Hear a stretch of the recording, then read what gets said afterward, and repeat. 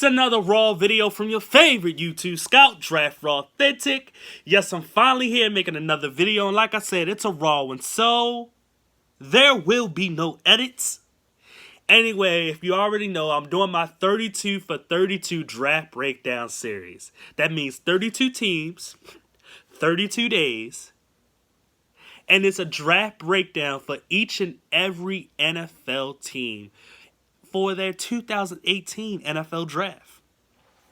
So anyway, I've already done the AFC North and the NFC North, and so now I'm on the West Coast. And I've already done the AFC West. So for the first video for the NFC West, I'm going to start off with the Arizona Cardinals. If you can tell by the title, this is about the Arizona Cardinals, and it's going to be their draft breakdown. So you know what? Let's get into it. Now, overall, the Cardinals had about 6 draft picks. You know, solid little draft that they did have. Now, when it comes to that first pick, Josh Rosen, I think that this was the perfect pick for the Cardinals. First of all, they got the best passer in this draft class with the 10th pick. The simple fact is that a guy like Josh Allen went ahead of Josh Rosen is freaking ridiculous. It is now I can understand Sam Darnold, and I can somewhat understand Baker Mayfield. But for them to get this guy, he may literally take the Cardinals to that next level that they've been waiting for since they lost Kurt Warner. Josh Rosen, pure pocket passer. His biggest thing is that, yes, he got some athleticism, but I don't think he fills the pocket as well as Baker and a Sam Darnold. And when it comes to Rosen, his durability is going to be his biggest question. I don't think his character concerns is a question. I don't think he has character concerns. I think they were reaching when it came to that type of stuff.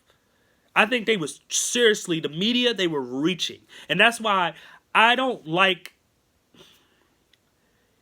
if you're new to this video seeing this, when it comes to the NFL draft, don't listen to the media. Listen to the real football draft experts that are studying these players. So I recommend listening and looking at my videos when it comes to these players.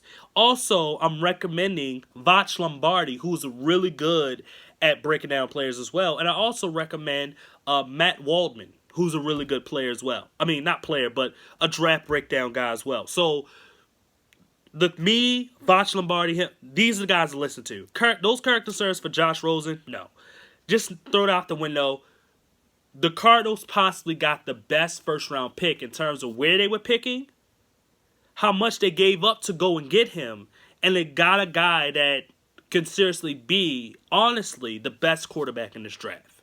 He could be. Even though I think Sam Darnold will be, Josh Rosen could be. I will give him that credit. He definitely can be. So anyway, in the second round, the Cardinals went and chose wide receiver Christian Kirk. I thought this was a good, smart move. First of all, they were first linked to Calvin Ridley at one point, and then maybe even a little bit of DJ Moore, Cortland Sutton sometimes. And it was talks about the Cardinals possibly, getting a pass catcher because of Larry Fitzgerald, probably about to retire. Michael Floyd is not on the team no more. Jerron Brown, I don't know if he's still on the team. John Brown signed with the Baltimore Ravens. So they needed another playmaker. They don't have a tight end, and they only got David Johnson. And you know what? First of all, I want to say this. Why don't the Cardinals have a really good tight end? But anyway, let's just get into Christian Kirk. And why they haven't still drafted a tight end. But get into Christian Kirk, because it's annoying that they haven't done it yet. But get into Christian Kirk. They still got a playmaker, a guy that can play on special teams and be a slot receiver. Now, the thing is, I don't think he's an outside receiver. I think he's a slot receiver only.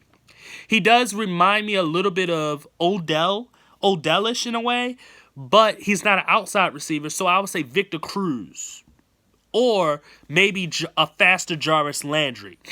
He can have a lot of different comparisons, but that's the reason why I don't like comparing players to, players in the NFL, because it just doesn't work out. But when it comes down to a Christian Kirk, I don't think he's the best receiver that they could have gotten, but I think that he's a solid pick for as being a slot receiver and having a guy like Josh Rosen throwing the ball. I think it's going to be a good connection, even better than what Josh had with Jordan Lasley back in UCLA. So we'll see what happens with that, but I think those are 2 solid picks. In the third round, they went and chose center from Michigan, Mason Cole. Now, if you can tell, I'm switching through my papers right now. I'm trying to look at what I wrote about Mason Cole real quick. Why is he not in the center one? Okay, yeah, all right. So he was in there. Not a good pick. Now, I have to look at my notes because I can't remember every single player. Cole, it's a weird situation because he was playing, I believe, left tackle, and he wasn't that good at it. And I think they're trying to say he's going to be a center or maybe a guard in the NFL.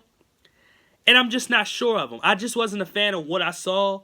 So I'm not going to go too deep into him anymore. I'm going to just skip that. I'm sorry. I can't because he played a different position than what he was listed as when I was trying to, looking at the different prospects. And then they draft him. And I think they draft him as a center. But there's no tape of how good he could be as a center. There's only left tackle tape, which wasn't good. So I can't really get too much into it, but I can say maybe it'll work out, maybe it won't. Who knows? Anyway, in the fourth round, the next pick, they chose Chase Edmonds, running back from Fort Mill. I like Chase Edmonds a lot. I really did. I thought he was like a Patriot type of player. Like, if you've seen the running backs that the Patriots have, he's that type of running back. So to give an explanation, that's what he is. That's what you're getting from him. You're getting a guy that will definitely complement David Johnson. Now, David Johnson is a guy that can catch, run routes, and then be able to run with the football. Obviously, he's a running back. But what you're getting from Chase Edmonds is you're almost getting the same thing, but you may not be getting the explosiveness that a David Johnson has compared to Chase Edmonds. I think you're just getting that solid player that can just make plays here or there and be able to just be that guy that they need for on third downs.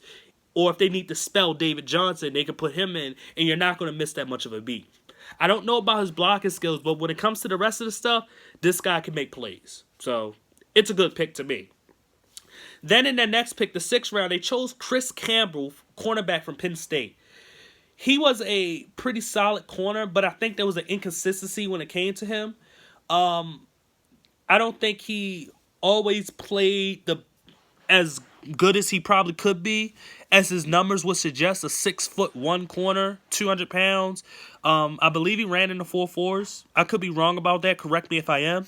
But I think Chris Campbell is a very solid cornerback, and I think that they did get a good and from where they picked him, they got a good, solid player that maybe within, it could be this year, but maybe in the next year, you're getting a corner that can complement a guy like Patrick Peterson on the other side. So we'll see what happens with that, but I think that is a really solid pick for them, and he should be able to still give you some special teams value.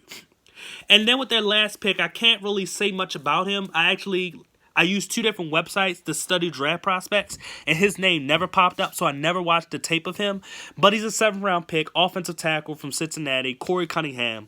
Obviously, it's a pick for a development pick, so we'll see what they can do with that in terms of, developing a guy. Maybe, down the road he can be a right tackle or guard or wherever they may decide to put him at. But I think that, when it comes to what the Cardinals got, obviously, they didn't really build on their defense as much. They kind of built on their offense a lot more, being as though 5 of their 6 picks was offensive guys.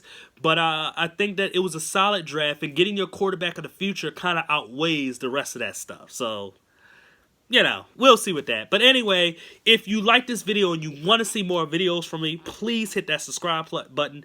Please hit that like button. If you didn't like what I had to say about any of the Arizona Cardinals draft picks, please comment so we can debate. Please share this video so other people can comment, other people can debate, and we can build this big drafting community that can talk about just the NFL draft. Once again, this is Draft Raw Authentic. I thank you for watching. Goodbye.